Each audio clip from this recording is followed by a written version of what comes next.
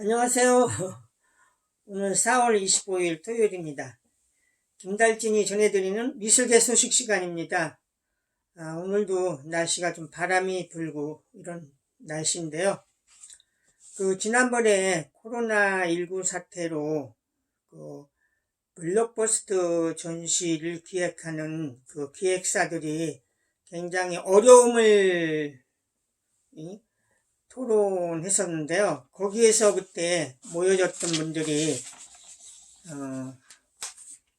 사단법인 한국예술전시기획사협회라는 거를 만들어서 이제 앞으로 본격적으로 운영을 하겠다, 이런 이야기가 나왔었죠. 그래서 4월 28일 날 오후 4시에 인사동에 새로 지어진 안녕 인사동 빌딩에 있는 나인트리 프리미어 호텔에서 4월 28일 오후 4시에 사단법인 한국예술전시기획사 협회라는 창립총회를 갖는다는 이런 것이 나왔습니다.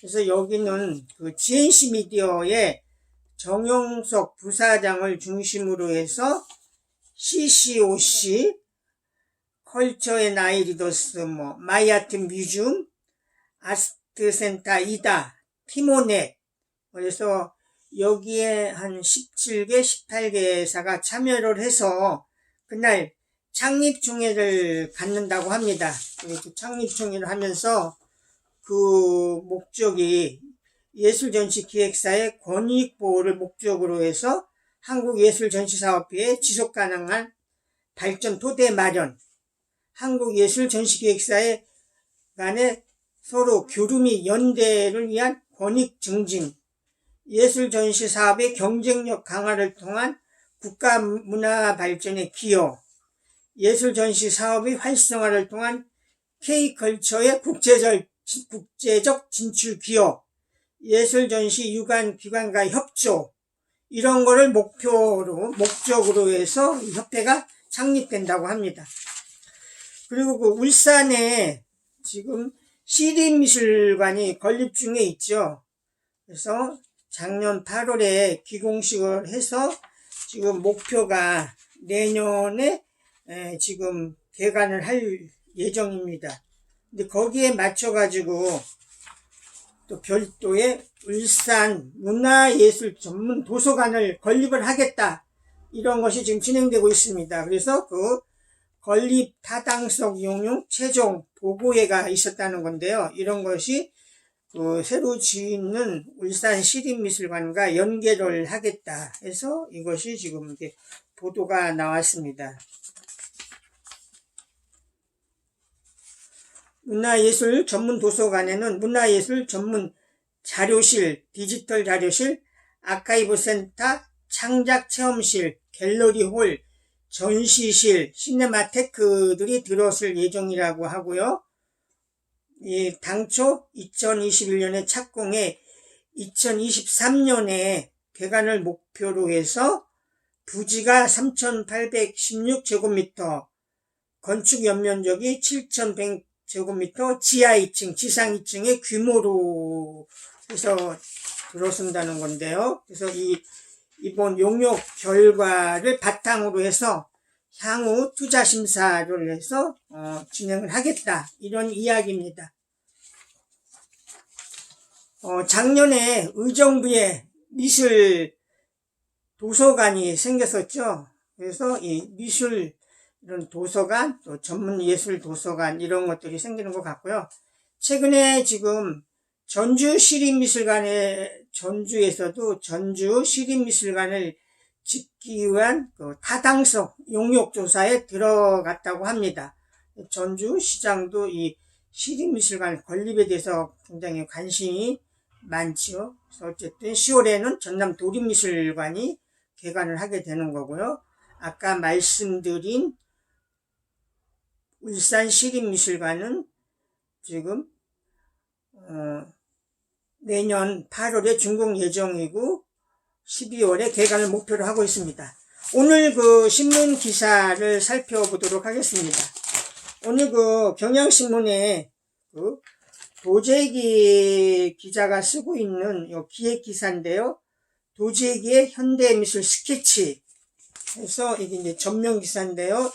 요번에 그 기사 이번 내용이 국립현대미술관 수장고에서 국립현대미술관 수장고 청주관을 탐방을 해서 쓴 그런 기사입니다. 그래서 8,500여 점 작품이 숨쉬고 있는 미술관 속 금단의 공간, 여기에는 과천관 지하와 또 관람객 접근이 제한된 그곳에는 3명의 직원이 3중 보안장치를 풀어야 문을 열 수 있다.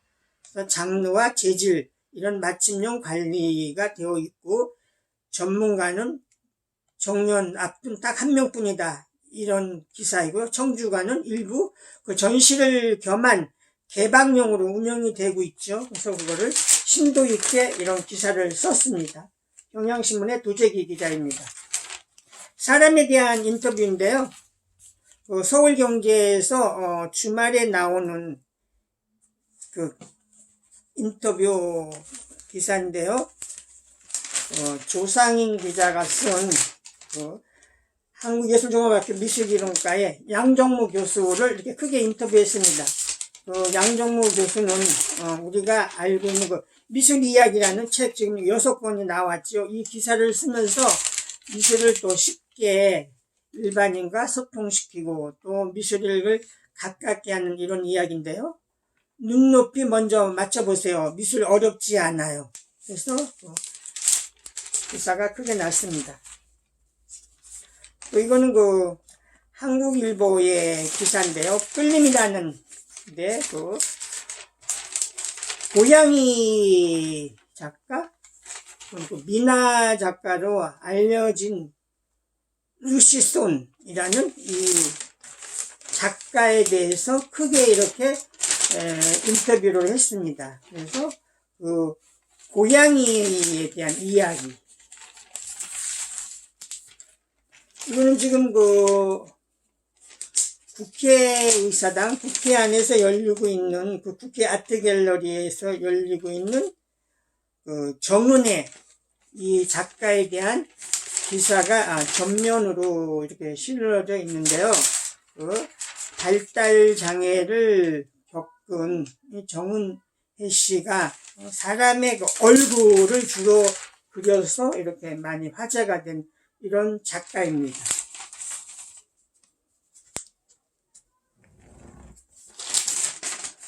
미술시장으로 국민일보의 손영옥 기자가 쓴 미술시장의 탄생, 이것이 오늘 세계일보 출판 기사의 메인으로 소개가 됐습니다. 그래서 개항기에서부터 광복 형성 과정까지 해서 쭉 설명이 됐다.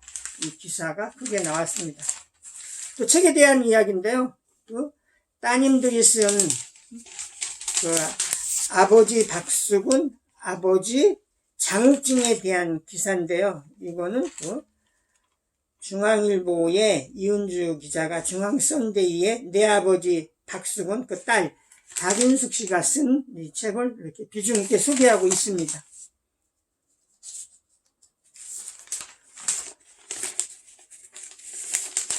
신간, 내 아버지 박수근, 내 아버지 장욱진, 또 경향신문에 기사가 났습니다.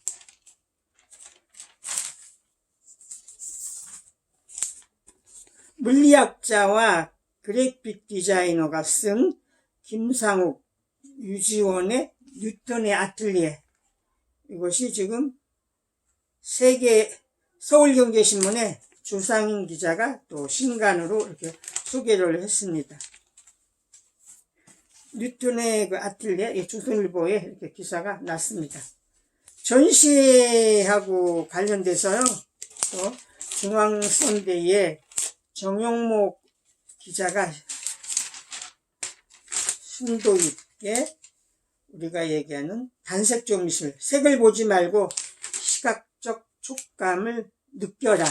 그래서 지금 박역수 화랑에서 열리고 있는 이 전시를 소개하고 있습니다. OCI 미술관에서 열리고 있는 센정 전시회죠. 그래서 몬드리안과 칸디스키 사이에서 추상화의 어떤 동양적 번안이다. 센정의 작품을 이렇게 이야기하고 있습니다. 국민일보 손영옥 기자가 썼습니다. 인사동에 나무 아트가 있죠. 거기에서 미술 평론, 또 미술 이론을 했던 과거에 개간미술 기자였었죠. 경희대학교 교수를 역임했던 이태호 씨가 근대 짱돌의 역사라는 책을 내고 그 전시를 나무 아트에서 5월 4일까지 열리고 있습니다. 인사동의 인사아트센터에 위에 6층에 전북갤러리가 있어서 전라북도 작가들의 어떤 서울 전시를 지원하고 있죠. 그런 맥락에서 5층에 경남 갤러리가 생겼습니다. 그래서 경남 작가들의 서울 진출, 서울 전시를 이렇게 지원해주고 하는데요. 거기에서 개관 기념전으로 전시가 열리고 있습니다. 작품에 대한 얘기로 이화여대 박일호 교수가 세계일보의 오기스트 로댕의 지용문을 소개하고 있고요. 큐레이터 김지연 씨가 매주 토요일마다 쓰는 김지연의 미술소환, 지금 여기 경향신문 기사입니다.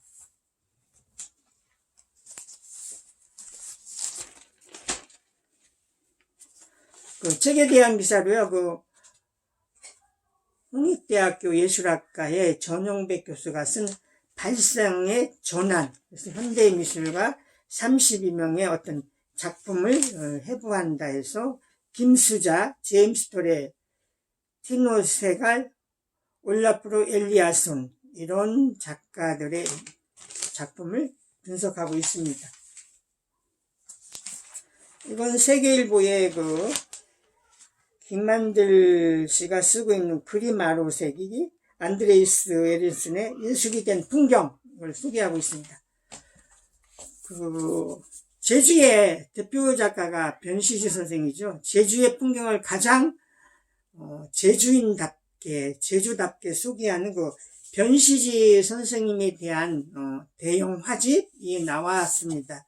그래서 이 책이 왔는데요. 이분은 지금 제주 돌문화 공간 안에 갤러리 누보라는 거를 만들었고요. 그래서 이게 이제 5월쯤 개관을 하는데 한 10년간 여기에서 갤러리와 카페와 아트샵 이런 거를 운영하겠다고 합니다. 그래서 송정희 씨가 낸 변시지 화집입니다. 이건 서울 뮤지엄 하문인데요. 매년 한 번씩 서울특별시 박물관 협의회 산하에 있는 이런 박물관들이 모여서 행사를 갖고 이런 결과물을 만들어내는데요. 지금 서울특별시 박물협의회는 박미정 관장이 회장으로 있고요. 거기에 결과물이 이 책으로 나왔습니다. 이상 김달진이 말씀드렸습니다.